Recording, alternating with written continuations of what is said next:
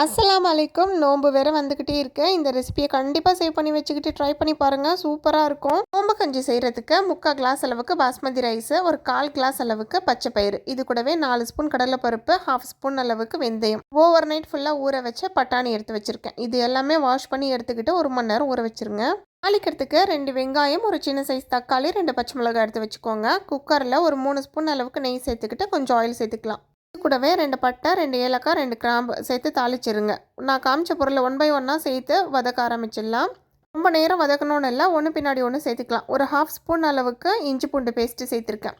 இது கூடவே ஒரு கைப்பிடி அளவுக்கு நல்லா ஃப்ரெஷ்ஷாக கொத்தமல்லி புதினா பொடி சேர்த்துக்கோங்க. உப்பு சேர்த்துக்கோங்க. ஒரு கைப்பிடி அளவுக்கு தேங்காய் துருவல் சேர்த்துருக்கேன். ஏற்கனவே ஊற வச்சுருந்த பொருள் எல்லாத்தையுமே சேர்த்துக்கலாம். நல்லா தாராளமாக தண்ணி சேர்த்துட்டு குக்கர் மூடி விசில் போட்டுருங்க. ஒரு 4 விசில் மிதமான சூட்டில் வச்சு எடுத்திங்கன்னா சூப்பராக இருக்கும். நோம்பு கஞ்சி கண்டிப்பாக ட்ரை பண்ணி பாருங்கள். எப்படி இருக்குன்றது கமெண்ட்டில் எனக்கு சொல்லுங்கள். நாளைக்கு பார்க்கலாம்.